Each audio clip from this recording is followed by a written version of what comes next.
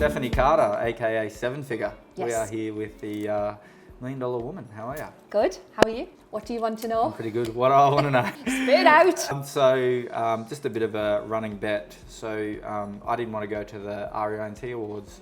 So being the negotiator that you are, you said, look, I'll go on your podcast if you go to the REINT Awards. So a bit of a win-win, you know. So no, but I wanted to get you on because I feel like you don't talk about it much, but like what you've achieved in such a short amount of time is like, I don't think I could have done it coming from where you came from. You come from a completely different industry, different country, totally different to what real estate is, and you've just come in and you do it quite, I feel like real estate comes quite easily to you. Not easy, but natural, I guess. It just, you know, so I wanted to get you on, talk about your journey, and hopefully other people can draw some inspiration about it. So let's go back. So where are you from? How'd you end up in Australia? All that sort of thing. So I'm English. We came here 6 years ago, just before COVID. I just had a baby. The baby was 8 weeks old. So we came to Australia. Obviously we got stuck because of COVID. My brother lives in Darwin, so this is where we came. And yeah, basically just went from there. Yeah, cool. So you obviously have a pretty big background in cooking and things like that. So you went on, is it My Kitchen Rules? Yeah, so you went on that, and obviously that was a pretty big part of your life as well before you came over to Australia. So your background's mainly like managing restaurants and things like that. Yeah. So what was that like? Like, what's that like in comparison to real estate? So it's been quite a natural transition really, because I left university in Liverpool and I was teaching English as a foreign language, and it was very corporate based, which I found really boring. So then whilst I was in uni, I was working in restaurants, cafes, and I liked the whole hospitality service business, and I just got a thrill from that kind of lifestyle. So I went back to Liverpool and I worked running a seafood restaurant for about 12 years. And you did that for 12 years? Yeah, so it was a Holy. long time. Yeah, I was kind of backwards and forwards between places, but the majority of the time I was in that dining room, and that's where I probably learned my craft and grew up, and kind of has led us this way. Yeah. So it's all kind of like manual labour, that it's hectic, it's chaos, it's long hours, it's hard work. And I've kind of implemented that here, but it's a little bit more chill doing real estate. But it essentially is a service-based industry. So funny, I don't think I've ever heard someone say real estate's more chill. Yeah. You know, but it's actually a really good like point you make there, because a lot of people try and act like real estate's really hard, and there is difficult aspects, but compared to some other jobs, I feel like it's pretty easy. Yeah, it's pretty easy. Yeah, like there's nothing hard about it at all. Yeah, there's uncertain feelings towards it. Like you don't know where your next listing's coming from or where your next paycheck's coming from, but the actual graft of the job is, I think, compared to what you used to do, is pretty good. So, so you obviously came from the UK. You came over with David Carter. Yes, He's my lovely husband. And obviously you landed in Darwin and you started up Stephanie's Meals, right? Yes. Because we obviously met when I appraised your home, but I knew that you were the lady that did all the meals and stuff. So that was quite successful for you as well. So yeah, so basically when we moved here, I was on, obviously it was COVID and I was on maternity leave, but I've always worked, I've always had a job, I've always been busy, and I've always liked to make my own money. So after I left the restaurant and the hospitality, I noticed that I had a little bit more time, more brain space to think about things. So I thought, why don't I start something of my own? See if I can kind of start a business and grow a business alone. So I opened a meal prep business. I had a little commercial kitchen in Malak, and I basically built a meal prep business organically. I didn't have any marketing, like the kind of marketing stuff we do for real estate now. Like I didn't know anything about any of that.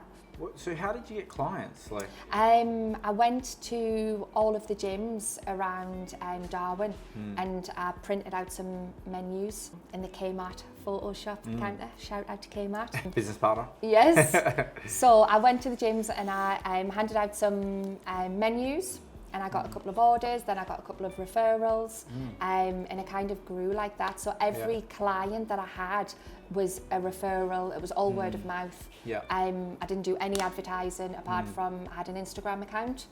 So yeah, it kind of all grew organically, and it grew pretty quick. Yeah. Like everything in Darwin does. Yeah. And I got really busy very quickly. Then my parents moved here for I think a year and a half, so they were helping us with the business. They went back to the UK, and I found that the business was either going to grow or I was going to change and do something else. Because as I was working on my own, it became a little bit lonely. Yeah. So there was no one to kind of celebrate the wins with, no one to chat with and stuff. I didn't know that you felt a bit lonely. Yeah, I was a little bit lonely. Yeah. You know that I like to chat. Yeah, you do. Yeah, you are a bit of a chatter. That's interesting, hey, because, you know, like, people don't really talk about that in business, hey. Like, a lot of people go like, oh, I hope my business makes money, but they don't talk about that lonely space that you feel when it's all on you, and when something goes wrong, you're fixing it. Even when something goes right, you look around and you're like, oh, yeah, exactly, fair enough. yeah. So that's pretty full on. So you talk about how did you call me to come out and see your house? Is that how that worked?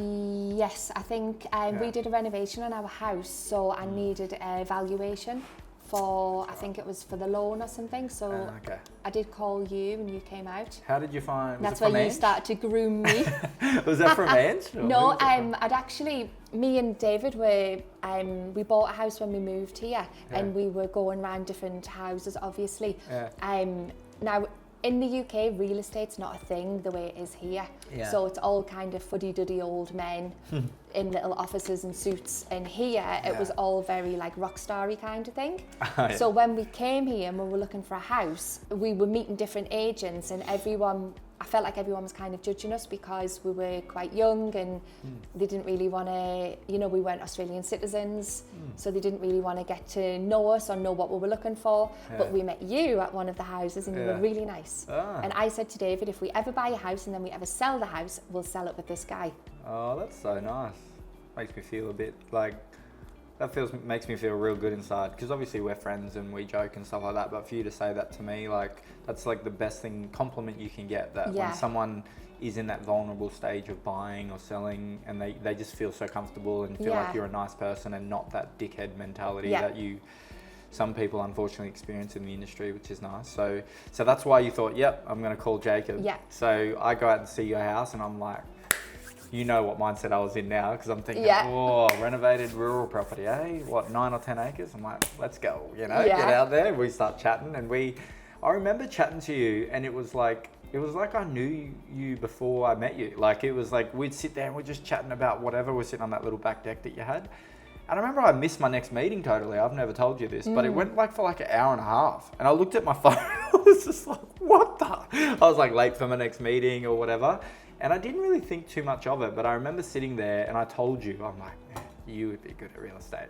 And I'm like, anyway, so that happened. So did that plant a seed in your head at that time? You're like, maybe I might because try. you came and you said, I said I like property and stuff, and I was running the food business and stuff, and you were like, oh, you'd be good at real estate. And you were sitting there for like an hour, and I was thinking, fuck, is this his job? Like, that's all right, isn't it? Yeah. He's just sitting here waffling on for an hour. So I thought I could easily do that. So so then you said, oh, you could maybe do real estate, and you said, if you want to give it a go, why don't you come with you and work a couple of Saturdays to do open home, see if I liked it. So I was like, I wasn't really ready at the time, because I knew that it was going to be a full-on job. I knew that the phone was going to be ringing all the time. I knew that people would need to speak to you at all hours of the day. And at that point of my life, I wasn't ready for that. And I wasn't wrong, that is exactly how it goes. But yeah, it was always in the back of my mind. So I think I sent you a message a couple of months later to say maybe we should try it. Yeah, so yeah, that it just seems like a lifetime ago now. I feel like I've known you my whole life. You got like a weird connection with you, but I really respect you as a person. But I'm so grateful that you joined our office, because you are one of my favorite parts of my day is talking to you. Like, we talk like we're mates, you know, like just coming in and the energy that you have. Like, you don't realize this happened, but at that time in my business, I was very run down, because everyone wanted to call me, wanted me to sell their house, which is, I'm so grateful for. But I also was looking, I was like, I'm just working 7 days a week. I just feel like I'm so lonely. Like no one else is like me. Like no, like don't get me wrong. Like people working for me are lovely people and stuff. But when you came in, you just brought this energy that was just so infectious. You know, like when you're in the office, it's always like, hey, how you going? Like joke with each other. You steal my chocolate milk, rah rah rah. Like you know, so like your energy that you brought to the office when you came in was like such.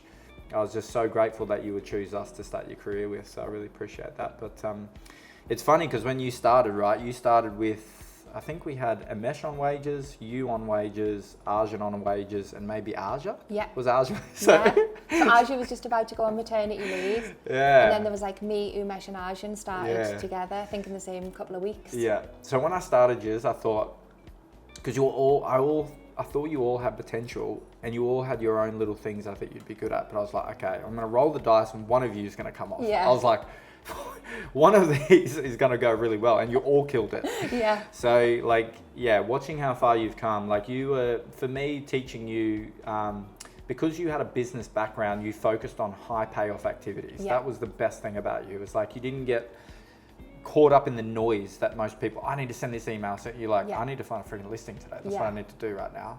And I really loved that about you. And I felt that that was your superpower, where you were just like, similar to what you would do with cooking. It was very systemized. You're like, this is the main thing I need to get done, move on to the next thing. Because what people don't realize is when Steph first got into the industry, you still had your cooking business. Yeah. So you were getting up at like 4 a.m. or something like that, cooking all day, and then coming to work with us to sell real estate. Is that how it went? Or? So you said come to work on, it was something like a Thursday, Friday, Saturday. Yeah. And I was like, yeah, no worries. Right, and I was like, fuck, how am I going to do this? So I was like, yeah, okay, I'll be there. Yeah. So then I came to work Thursday, Friday, Saturday. I do a full day of cooking on Sunday. But of course you have to buy all of the groceries, you have to weigh everything out, you have to do all of the labels. So I would do open homes on a Saturday morning. I would then do all of the callbacks Saturday afternoon. Then I would go in to the kitchen all night till about 2 or 3 in the morning, come home, get some sleep, and then I would be out delivering all day Sunday. Sometimes I would be cooking as well. And that went on, I think, for about 6 months. That is hectic. Yeah, but I wasn't in the position to give up my cooking business because I couldn't fully rely on the fact that I was going to be making money in real estate. It was a transition. Yeah, and my business was guaranteed money, that was my wage. It worked with me daughter's school hours, so it was a hard thing to give up. Yeah. What was David saying throughout this? Was he just like, what is going on? Yeah, he was right like, now? what the hell is going on? I bet she's not now though. Yeah, but like, he's always like that every single time I do something. He's like, okay.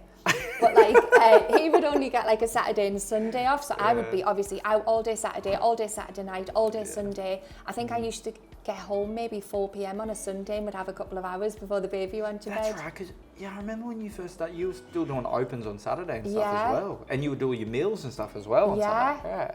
And Saturdays were busy. We were doing like 5 or 6 open homes a day. Yeah, at that time, yeah. That's such a... Yeah, so for people out there, this is what... So I use your story when a lot of people tell me real estate's hard. You know, like, oh, it's so hard. I'm like, well, this person ran a business and did real estate. Yeah. Like, you can't... Like, what are you doing every day? You know? So that, to me, is such a crazy story. So anyway, that's the price you paid to get to where you're at now. Yeah. So... I mean, where you're at now, I mean, do you want to go through your commission or do you want to keep that under wraps or what you're doing now? You can go through the commission if you want. Cool. So to give everyone an idea, everyone thinks that I sort of came onto the scene with real estate and killed it, right? So what I did in my first year as an agent, commission-based, I did 450. That was the entire year. So we're in September now. Where are you at the moment? I think 750. So you got 750. That's crazy. That's almost double what I did. That is like... But the market's a lot different now to when you started. It's very fast now. Obviously, they've had all of the buyers agents buying property. But the competition's the same. Yeah. You still got to list up against but all the I hard can't take agents. all of the credit. Yeah, And you were on your own, you were building something from scratch. I Yeah. came into Freedom and you already had a profile, so I could get onto the back of that. Yeah. So it wasn't like I just started on my own out of nowhere. Yeah, I think the big thing about your story is you took on a market that's probably the hardest market to take on, which is the rural market. That's the majority of your, and you took it out on your own. You know, like a lot of agents sort of have worked in with me and, you know, gone second agent. A lot of your deals you do on your own, which is like full on, you know. So you sort of played it down a little bit there, but like to do 750 and it's not even what September, that is unheard of in most. I don't think there'll be many real estate agents in their first calendar year would do that. So that's very inspirational, but also like a testament to your hard work, you know. So let's go through about some of the things that you do, because obviously I think your superpower is you're a very productive person. You're like, what needs to be done first? You prioritize it, the rest of the noise, get out of my way sort of thing. But one of the things that people probably don't realize is when people speak to you, you're like infectious, you're like fun to talk to and stuff like that. So that's a power, but there's other things that you're doing with real estate now. So let's go through some of the things that you've implemented to take the market share that you have right now. I don't think I've done anything groundbreaking or anything new, but basically I think people ask us all the time, like, how do you get your business? And the only way that I can say I get the business is having conversations with people. I know it's old school, but like, I'm computer illiterate and that is just how I am, you know that. And you're not that bad. I always give you shit for it, but you're not that bad. Yeah. I can't rely on all of the tech and the AI and the computer stuff, so I don't have that behind us at all. And I think that could be a hindrance, but also a superpower, because the only way that I can get business is to speak to people. And I like speaking to people. I enjoy speaking to people. I enjoy listening to people's stories. You know, I've got a lot of connections through when I did the food business. So I've sold a lot of people's houses through there. Yeah, you've turned your food business into a real estate business. Yeah. And I just think that it is a people business, and I think it's a service-based industry fundamentally. So as long as you can get that right, then probably 90% of my business comes from referrals. Yeah, and I think like the little things that you do as well, like I was just saying to you the other day, like you do things like that you know work and you're confident with. So like even your mail drops that you do, like you do this, most people I speak to, they'll come up and say, I'm doing this, I'm doing that. I never hear from you. You always say like, I'm like, what are you doing to prospect? Like we did a big deep dive in your business. We were like, what could we do to help you? And you went through all the stuff you were doing. You had so many lines in the water. I was like, I don't really know what I can do for you. Like we went through a few things, but like the stuff you were doing, I was like, oh, I might implement that in my business, you know? Yeah, so, but it's just simple stuff. Simple but very effective stuff. Yeah. So like things like having signs out in the rural area. Like now every time I do a listing press with you, I'm driving out there and I see your head everywhere, or your name or your number, or you can't go anywhere without not seeing Stephanie Carter, you know? Yeah. So I think you have this momentum at the moment where you couldn't stop your business if you tried. Like if you want to leave for 2 weeks, you come back and be all these missed calls, people want to sell your house. So you're sort of at that point at the moment. So I think whether it's hot market or slow market, I actually think it was easier to build my business in a slow market than it was in a hot market. And you might think that's crazy, but the listing presentations are so much harder now than what they were back in the day. Yeah. Because I was going in being the only one that could sell houses. They would go in, they'd been on the market for 90 days with another agent. They'd have agents that, because the market was so slow, no one wanted to put in the work. So if you put in a little bit of work and followed a process, you could sell someone's house in a short amount of time, you know? Now it's the other way around. Yeah. Now it's trying to get the listings that's a hard bit. Before it used to be trying to sell the properties, that was a hard bit. So I think in this market, to build your business the way you have, it's harder, in my opinion. So yeah, I find it super inspirational for what you've done. So what's sort of next for you? Like obviously you're being quite prominent in the rural area and whatnot. Like have you sort of thought about the next 12 months to 2 years? What are you sort of thinking? Yeah, I think I'd like to get market share in the rural area. Obviously I live in Howard Springs and my daughter goes to school in Howard Springs, so I get a lot of connections through them. I do a lot of community events in the rural area. So it's basically just building stronger connections. I've got a lot of buyers who I'm trying to help get into the rural market because, as you know, it's a very popular market and everybody wants to get in there. So I feel like the future of the business is in my buyers. Yeah. So I like to nurture the buyers, I like to help them, I like to listen to what they want, and hopefully in the future they'll be the sellers. Yeah. So what is happening in the rural market at the moment? Obviously, like, you sell all of our rural properties now. Like I don't try and, I'm usually second agent if we sell something together. But what is happening at the moment in the rural area? Because a lot of people are sort of upsizing from that Palmerston market at the moment, eh? What's I happening think there? ever since COVID, everybody is probably a little bit scared in case something like that happens again and they haven't got any yard space and the kids can't play. So everybody, it seems like a cool thing to do now to buy a block. So when we first moved here, it was only like rural people buying rural houses, but now it seems so like true. everybody is wanting a rural block.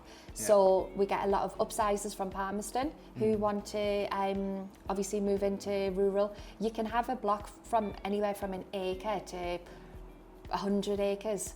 So it's a different type of buyer, but the properties are so popular now that they're just going so fast. So sub-mil, is that more popular than the mil plus market, do you think? I wouldn't even say so, to be honest. I would say there's three separate price points. There's 500 to 700, that's the entry level rural property where you probably will need to do a little bit of work to it. And that's very popular because you've got first home buyers, you've got people who want a block, you've got everybody trying to get into it. Then you've got the say 700 to 850. That is probably someone who's upsizing from Palmerston and they want somewhere that's kind of, you can live in it, but you can put your own stamp on it.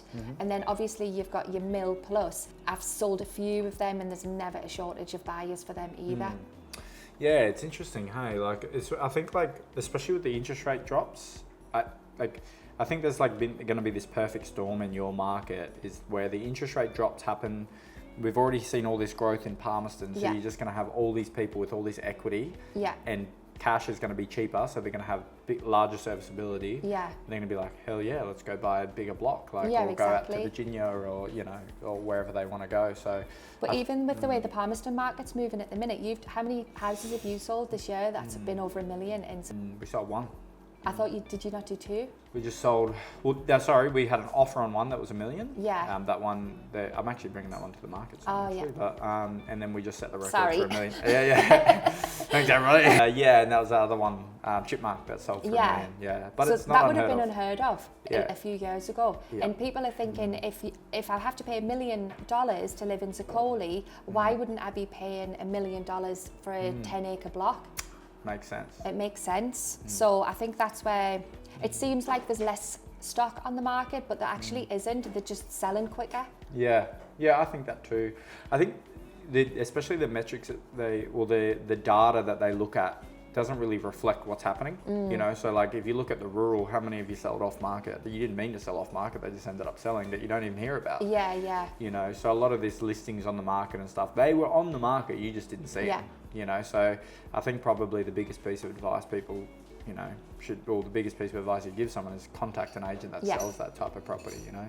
So yeah, that's good, having a bit of a rural snapshot and where you think this is going to go. So like what I want to get into with you is, like, most people know you as like Stephanie Carter, real estate agent or whatnot. Like, let's talk about like free time. What do you do in your free time? Like, so I'm really boring, right? There's nothing like interesting about us at all. I don't drink, I don't smoke, I don't go out. I don't do really anything fun. My free time is closing my gate on my ranch, driving into my house, sitting by my pool with my daughter, with my husband. I like to go on holiday. I like to cook food. You usually go to Crete? Crete. Yeah, I like to travel, I like to cook. But yeah, there's nothing exciting. I'm a bit of a work horse, so I like to work.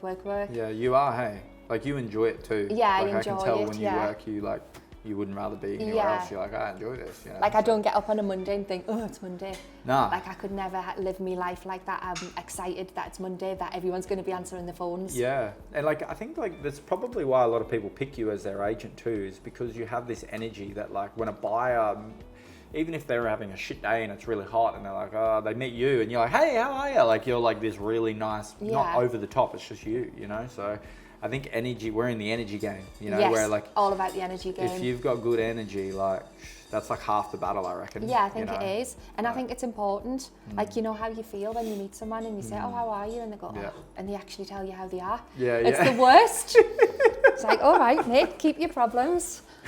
But Don't be honest with me, geez. Yeah. yeah. Yeah. But yeah, I think it's good to have good energy, and I think it's good to listen to people, and I just think it's a people game. Yeah. So let's do it. Let's dish some dirt in the office. Who is the biggest whinger in the office? Oh, biggest whinger? Who's the biggest whiner that's always like, yeah. Probably you. Oh, geez. I would say if it's out of anyone, it's probably you. What do I whinge about? You whinge about me whinging about the bins. You whinge about me drinking your chocolate milk. You whinge about loads of things. Okay. Who's the loudest? Probably maybe Aja. Aja. You reckon Aja's the loudest? Yeah, Aja's quite loud on the phone. Do you mean on the phone, or do you mean like personality-wise? No, loudest, like talking. Oh, I would say Aja. You reckon? I reckon Arjun. Arjun's quite allowed, especially if he's getting close to a deal. Yeah. Like if he's closing in, it's like... Yeah, but if he's closing in, he's not sitting at his desk. He's like all around the office, shadow boxing. Yeah, for sure. Who do you think has got the shortest fuse? Shortest fuse? I don't think anyone's got a short... Who would you say? Well, I probably know him a bit more. I'd say Arjun's got a pretty short fuse. Has sometimes. he? I've never seen Arjun kick off ever. At Arjun is a things. saint. Yeah, but he doesn't say it. His reaction is just to keep quiet. He Oh, won't yeah, tell you yeah, what he's yeah, thinking. yeah. He's just like, he'll just sit there and just do his work. You know? All right, so we've got some questions here that I want to ask you. That is, we're gonna make it a normal thing now that we're gonna ask all of our guests these questions. I tried to diss out some dirt to see if you would have a crack at some people, but you didn't do it. Nah. Usually you would... I'm nice. Off camera, maybe. All right, so these are the questions we're going to... I can't believe this is so stupid. Anyway, I'm going to ask you. Favourite song or music artist of all time? Oh, favourite song or music Or maybe artist do a of all time. two-parter. Favourite song and favourite music artist. I really like Fred again. I'm like a raver mom. Who's it? Do you know? Oh, what? No, I don't know. Steiner's sitting there nodding his head like he knows. Who is that? Is it like house? Yeah, it's like yeah. I'm not like into mad house or dancing music, but I Yeah. really like them and I'd really love to see them. But David keeps saying he's going to get his tickets to see them, but then everyone's in a mosh pit at the front, and he's like, "You will not like that. I don't like anyone touching us or anything." So I was like, "Oh no." Yeah. Okay. Cool. And for you, so that's your favourite music artist. What about song? Oh, favourite song ever? Probably Slide Away, I think, by Oasis. Slide Away by Oasis. That's, I think, my all-time favourite song. Favourite movie of all time? Oh, I'm terrible at movies, but I really love Muriel's Wedding. Yeah, I'll second that. That's a good movie. Yeah. This is a good one. If you could have dinner with someone dead or alive, who would it be?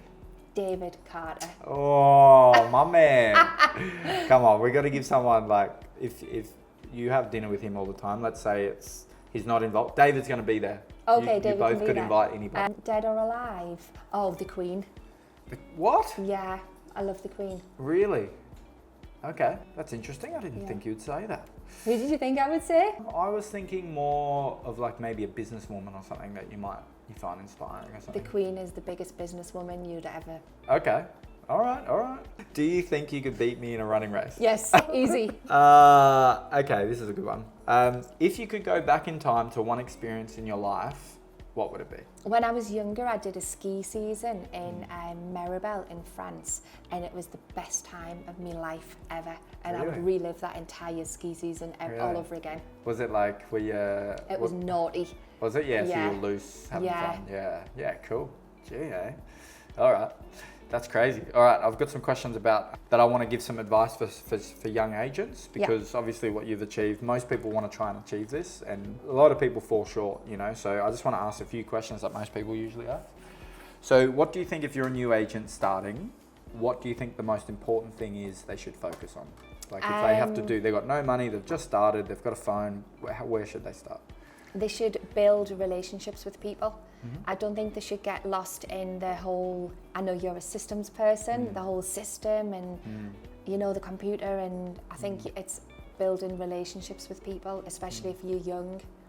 Because you want to get if you've got young friends, you want to be friends with their parents, their grandparents, their family members. So how would you go about that if you were a new agent? How would you go about building relationships with people?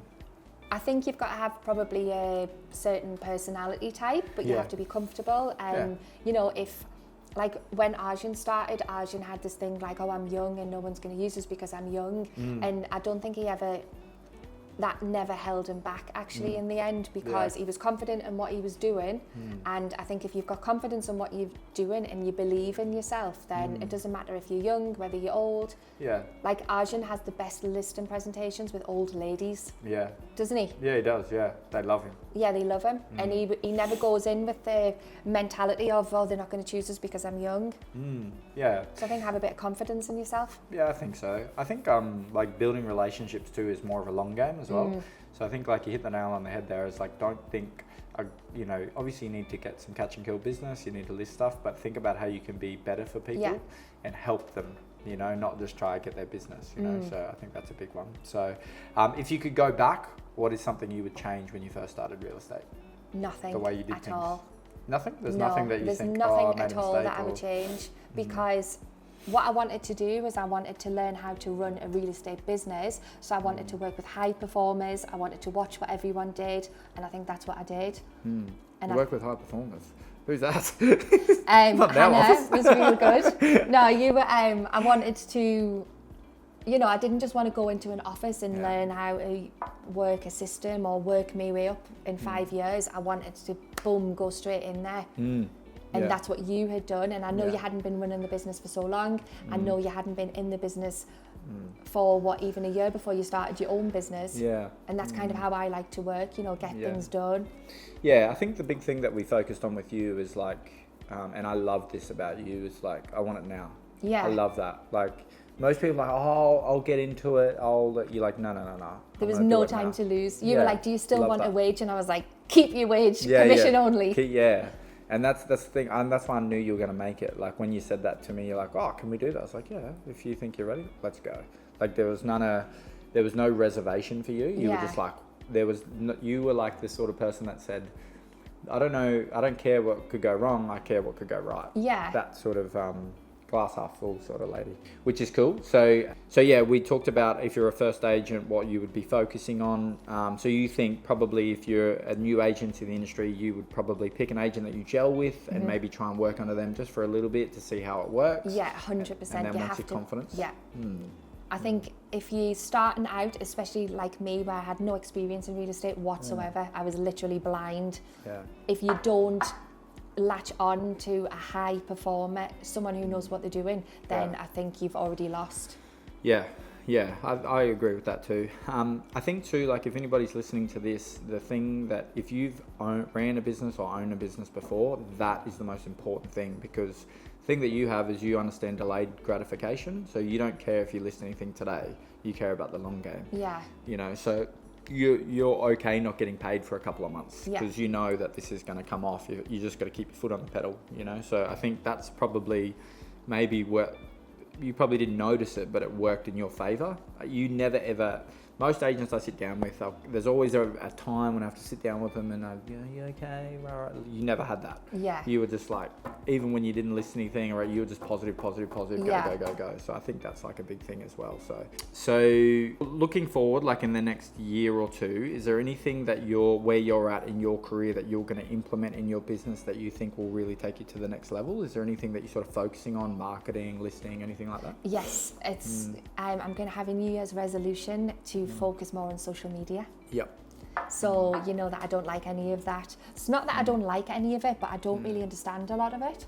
And it's since I've worked with you guys that I've seen how social media can actually amplify your business. It's like a massive tool, and I totally underuse it. I probably have not a lot of interest in it. That's why I haven't utilised it. Yeah. But I would like to focus more on that and try and get a bit of a... You do send me some reels late at night, that's some stupid ones. I'm always on, like I've got a personal Instagram and like I'm always on it, and like I talk to friends and post stuff, but it's the way you talk to the camera. Yeah. Like I just can't, I can't do it. Yeah. You got to find your style. Like Arjun's got a different style to me. Like he's got quite a polished style, you know. So everything that comes out's like spot on. I'm just like but I think that's good. It's authentic. Yeah, I think everyone's got their own style. Yeah. You know, so I think like if you just be you on social media, it comes across way better than trying to be someone else. Like on social media, like when I first started, I tried to be a little bit more like Joshy Sherwood. You know, he's like very polished and classy, and that's just not me. Like, you know who I am. I'm just not a classy person. You know, you're an old bogan. Yeah, I'm a bogan. Yeah, for sure. So I just like I think. If you just stay authentic, you'll attract those people. Yeah. You know, so yeah. But I do think that opens more doors to people. That'd be I would not like to list up against you if you figure social media out. That is not going to be much fun for anyone, because that is pretty much the only thing you need to plug in your business. Yeah. Like you know where to get listings from. You give people great service, and you've got a really good system for servicing people that doesn't take a lot of effort, but has a massive impact. If you plug that marketing bit, I would not like you in my market. Just gonna say that, because if you get in the door, it's gonna be hard to beat you at the listing pres, you know, because you're very likable. So anyway, we've spoken about a lot today. I appreciate you coming on. Thanks for having me. And yeah, if you're honestly like, I'm not just saying it because we work in the same office, but if you're a seller at the moment, if it were me and I was selling my house, I would want you standing in front of my buyer, because I know that you would have my best interests at heart, and you're gonna get me more money because I've seen it firsthand. So thanks for coming on. I know it's not a natural thing for you, so Thank you. you.